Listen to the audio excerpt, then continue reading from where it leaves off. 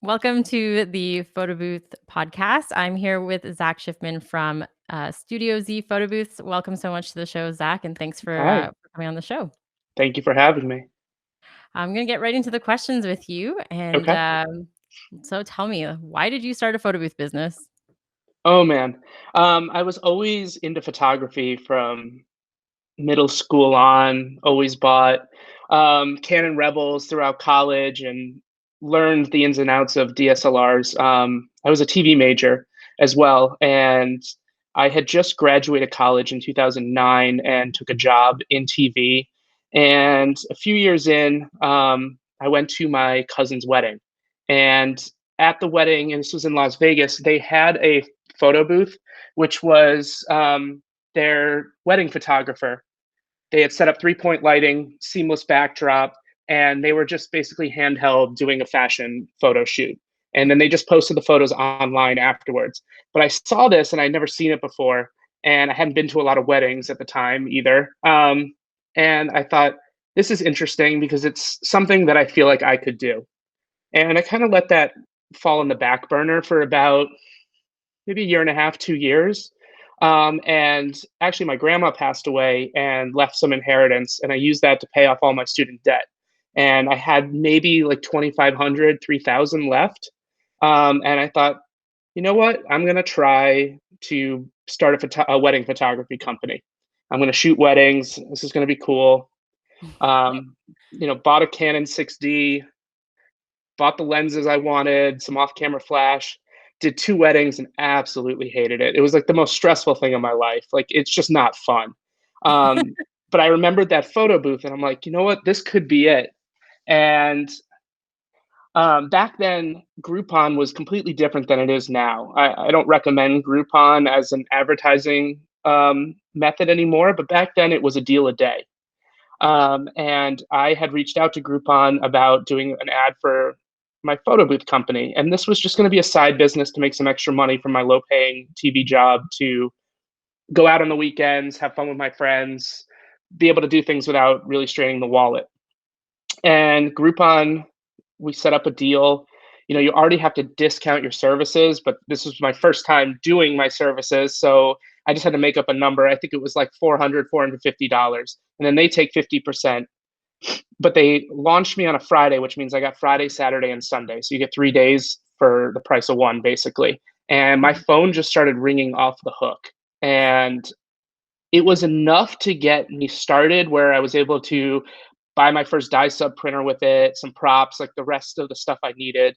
Um, and that was kind of it. Like I never went back to Groupon after that, but it was just enough to give me that initial capital that I needed because I never wanted to be in debt. That was always my goal. So then I just started doing it, like really small events, some weddings, some family functions, and it sort of just took off.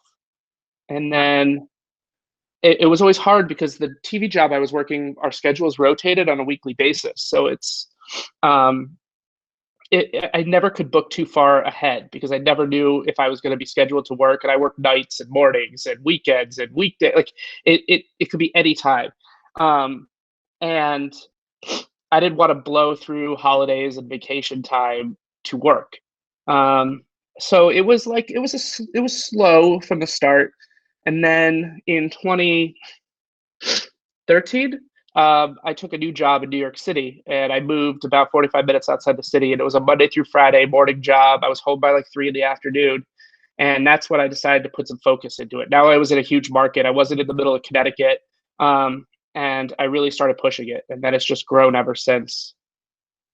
It's grown pretty damn big. Like Yeah, you're now everywhere. it's my full time job while I hold a full time job. But I mean, everyone is like, you're like the poster child of, I want to do this, right? Or my client wants this, and they send a sample from, from you. So I know that's happened to oh, me a few times where people are like, can you that's do cool. I this? didn't even know that. I, Yeah, let me I just call see, but Zach. I always feel like others do way cooler things. That's like the weird thing. I always feel like my clients never give me any. They're always just like, "Here's our logo. We want photos." And I'm like, "Can we do something unique? Like, please." You have like a picture of Christy Teigen in that Yeah, like mirror booth. but it's just a photo. Like, it's still like they built that, and like it's still just a 3 photo gift. Like, I want it like I didn't even know what I was walking into on that event. And then all of a sudden there were like models galore and like Zendaya walks in. And I mean, I work with celebrities in my normal job on a daily basis. So like those things don't phase me. But it Mhm. was like, they gave me no heads up on this. I would have wore a suit. Like I probably looked like a schlub that one. I thought I was going to like a little press event. Oh my god, that's so funny. So then, you started off really small and now you're Studio Z, right? Yeah. So what do you think is the secret to your success? Um, the secret to my success. Never That's an interesting question. It's a mix between not saying no to ideas just because you maybe can't do it, and knowing technology and the industry enough to grab new ideas before they become super popular to what we call the masses or the photo booth Facebook groups of the world. Mhm. Um, I've been in tune with this industry for 8 years now.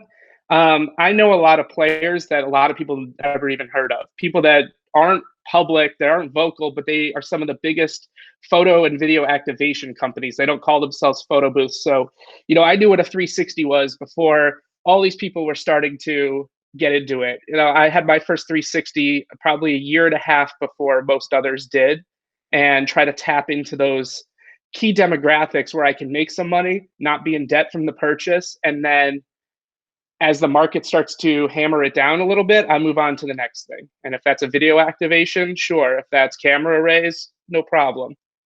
And just always try to keep my options open and look for the next best thing.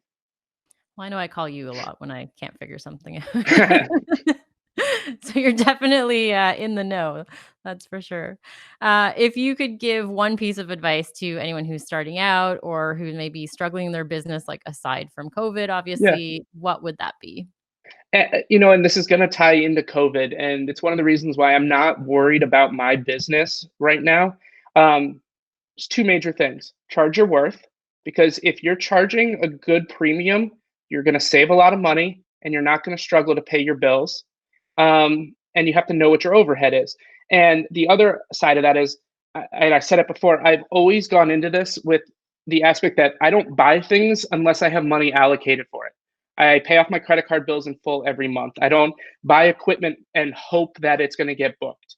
Usually, when I buy equipment, short of like one or two things here or there as a spur of the moment purchase at Photo Booth Expo or whatnot, um, I already have an event booked for it. When Mhm. I got my 360, the cheapest 360 on the market was like 8,500, $10,000, but Oh I my god. already had 60% of that allocated to an event that wanted it. And that was the reason why I purchased it. And I knew I would make that other back in one other event. And now that's paid for itself tenfold. Yeah. So, but if you're just going to spend $10,000 on equipment and you don't have $10,000, it's going to be a rough road for you. And the other part of that too is you have to know how to properly set up a business. And I'm not saying I do. I have a letter coming today from the New York City Workers' Compensation Board with a fine No, for something that I didn't even, and I don't know how much that is. It might be $2,000, but I feel okay because I know I have that in my savings. Mhm.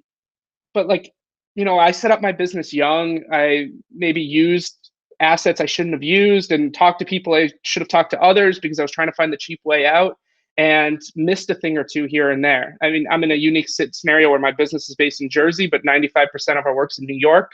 So I'm dealing with two different states and two different ways to run a business. And, things catch up to you and you get a letter in the mail saying like, hey, you've never paid family leave and disability. And I'm like, what do you mean? And then I check with my payroll provider and see that it's all taken out. And I'm like, yes, I have. And I asked that payroll provider, they're like, oh, well, we take it out, but we don't submit it for you. Oh, okay. And now I'm 6 years missed on that. And you're just like, so now Okay. it's like, but these are the things that are going to come up as a business. It's not people think the photo booth business is so easy just because it's like, oh, I can just buy this, it's turnkey, and I can get into it. And you're either A, not properly running your business, or you're not even a real business. Um, I mean, I can't tell you probably the amount of companies in New York that don't have workers' comp insurance, and it's required by law. Those are the Mhm. kind of things, and those fees add up fast. And that's another reason why you need to charge your worth, because these are the the hidden things that people don't see when they say, why are you so expensive? Like, why are you not 200 like the other person? Well, because I properly run my business and I have to take care of my employees and my legal status. Yep. Yeah, that is very true. Setting up your business properly is definitely a great piece of advice. I've Yeah, also gone through that kind of stuff too, even though, photo booth business wasn't my first business, but every time I'm still learning. So yeah, it's there's always something changing, but you kind of just have to go with it, right? yeah, totally. So to date, what would be your first, or not your first, but your favorite marketing strategy that you've ever done? I know you talked about Groupon, kind of propelling your business, but Hmm. seeing as how Groupon doesn't really exist anymore in that So sense. I've never paid for marketing short of last year. I tried paying some SEO through a college alumni I knew who'd done this for a living, and I just saw no return off of it. And I blew thousands of dollars on it. And it really kind of sucked. And it just reassured me that word of mouth will always be the best for me. My website was strong for a long period of time until a fluke accident when I redid my website and somehow took it off of Google for 6 months without knowing. Oh my gosh. Um, so it's building back now. Um, but that also ties into the reason to jump on trends before they're trends. Like the second virtual booths came out, hammered that. While people are like, "Ooh, I don't know if this is good," I didn't care. Built the website for it, and now it's page one on Google nationally. And I get inquiries from. We just did an event yesterday in Brussels. Like, just hop on that before there are 50 other virtual booth websites out there. Mhm. So you get that clout with Google. Um, Other strategies, I am in a good place where I work in the TV world in the network level, and I can really network myself there. I try not to use it too much and double dip, but I have used my employer to work my way into other parts of the building for big events. Use talent and guests that have reached out to me. Those kind of things definitely help. And then I think the most unique one. Well, I'll get to that. Relationships with planners will always be first and foremost my best. Once you have someone who loves what you do and you treat them well and you make it easy for them to produce their events, they're going to come to you and just bring you the business. And my friends Amy or Mina will text me and say, "Hey, have this date, are you open? Send me a contract." And we don't even have to talk price or what it is. And that's better than anything because that's just free money. These people are trusting me and just giving it to me. And that's what you want. And once you have that level of trust, the events will just flow. Love it. Um, but then the most unique one I have in my past, and I still have utilized as a single man online dating apps as a networking tool. And Okay. people laugh at this, but I my probably my top client, if not in my top three clients, is a large event company of a girl that I never actually went on a date with, but I saw she was an event producer, matched with her. We got to talking, sent her my info. She used us for a one-off event, and now I'm their number one photo activation supplier. And I mean, these people do huge events. It was a nationwide tour of 17 stops and large scale events in New York. But I mean, that one instance was it's probably like 60% of my gross profit every year. Wow. From a And dating app. and yeah, and that's not the only one. I've had others. I mean, like, Oh my god. That's so funny. and You're I've gonna have said to it write a before, book like, on, like, I mean, how there to is a market. but there's a reason now that Bumble has like, and you're married and you've been out of the game for probably a while. A little bit. I don't even know if you know this, but like Tinder's Tinder, sure, but Bumble has is more than a dating app now. Bumble has a section where you can find your new best friend, which I think is weird, but it also has a LinkedIn aspect. It has Bumble Biz, where you can just match with people in your industry and like, hey, you're a graphic designer, cool. Like, maybe we should chat, or like, you never know who you're gonna find on there. Yeah, that's And true. I like, have seen actually Bumble the business one before. They just launched not that long ago in Canada. I thought that was kinda interesting, and I know yeah, I some mean, I haven't people. used it much, but I mean, it's just another networking tool because I don't go to like ILEA meetings and my life's just like so busy to get into these industry chapters and things like that, and the Biz Bash events. And I'm not knocking them; they're great resources. I just like when you work full Something. time and own a full time business. Like sometimes, like just swiping on my phone is an easier way when I'm sitting on the couch to network, Yeah, and it's paid off. It's paid dividends. that's very true. Yeah, So, now that you've been around for a few years and you've grown your business huge, like from, side hustle to, I mean, still a side hustle, but, yeah. I know you're well into the six-figure side hustle. Huh? What's one thing that you wish you knew starting out, you would tell yourself now? Oh, when I first started out, I worked I worked at a show, uh, that had a whole scenic dock full of props, and I rated this scene dock for, like, my first few events because I just, like, didn't know what kind of props to bring and this and that, and, like, then I used to go raid Target after Halloween and Spirit Halloween the day after, and I used to bring, like, enough props to fill 2 six-foot tables. I mean, and I thought I was the coolest person in the world. I could send you a photo that you can post on here from a New Year's party I'm thinking of where the props just went down the whole wall. I mean, and they were ridiculous things. Some of them weren't even props. It was just like a random object that you could use. And people love them, sure.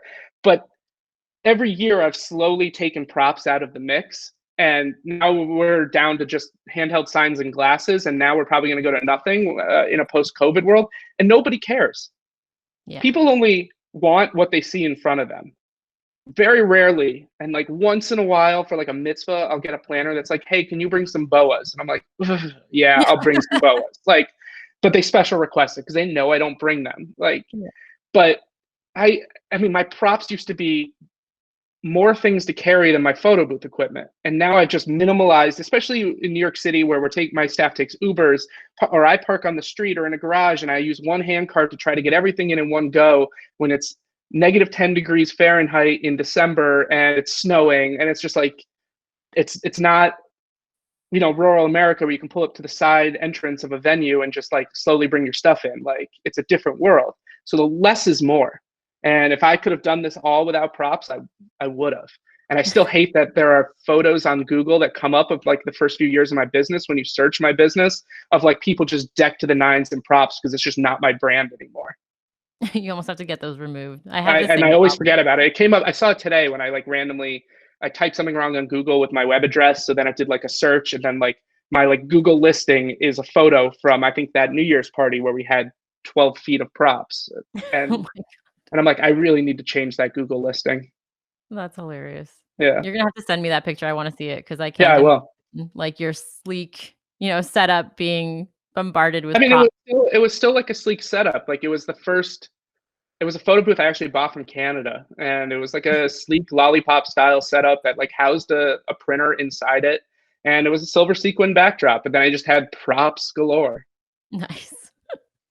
So, keep it simple, I guess, is, Yeah, the moral of the story there. yeah. I mean, if you look up any of the major players in the world, we're talking like MVS Studios, Bosco, Hypno, um, even the worldwide players like LA Photo Party, Sharing Box, all of them, they don't have these prop tables that people think is what photo booths are. Mhm. Some people just want a clean, crisp image that it's 2020. Like, some people just want their next LinkedIn profile picture or their next Facebook picture, and they don't always get access to a good quality, well lit portrait of themselves. Yeah, And a I pair of can't. glasses with a mustache can ruin that instantly. That's not professional for a LinkedIn profile? Hey, some people, sure, I've actually but I seen just our photo booth pictures in LinkedIn profiles before, and I'm like, "Okay, sparkly backdrop. yeah, Interesting. Alright." I see that a lot on the dating apps. I saw one today. I was flipping through, and I was like, I have that gold Drop It Modern backdrop, and then I always stop and go, did I take that photo? And I can usually Mhm. tell like by my lighting, like if I was close to that. And I have. I've literally found my photos, and I've found photos from Min. I found a few other people's, and I'll screenshot and text it. I think it was like a month or two ago. I sent it to Min. I go, hey, found your work on Tinder. And he's like, what are you talking about? I'm like, check it out. That's hilarious. I'm surprised he didn't find it himself, actually, Yeah, but well, I'll have to get him on the show and ask him about that too. yeah. I mean, I've definitely been at weddings where like the a couple will come up and the female would be like, "I really just want a nice photo," and the husband's like, "Oh, I gotta put these on," and then she gets pissed off, and it's just like, "One nice photo, please." And like, Yeah. that's and then I'm like, "Yeah, that's really what people want." Well, I think being in the photography world, we kind of forget how hard it is for people to access good photography because 'cause we're Yeah, just so surrounded by it, so yeah, it's definitely legit that people see that and they're like, "Oh, great, my opportunity to take advantage of yeah. this photo booth." Well, that's awesome. That's, a lot of great information and a lot of new tidbits I learned about you that I didn't. I always said I wanted to do a talk at a conference about utilizing dating apps and how it's worked for my business. I still think one day I might. Well, that might be a topic for that we can do.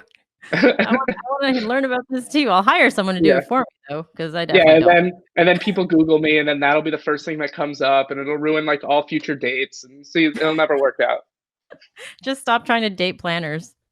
Well, I mean, like, Google is power, and, like, I always Google anyone that I'm gonna go out with just to see if they have, like, a criminal record or something in the news pops up, and you'd be surprised what you find, Oh and my god. I always say I'm fairly Googleable, but, like, then that would come up, "Zach Schiffman uses Tinder to get business," and be like, "Cool, now this person's gonna think I'm, like, a fraud."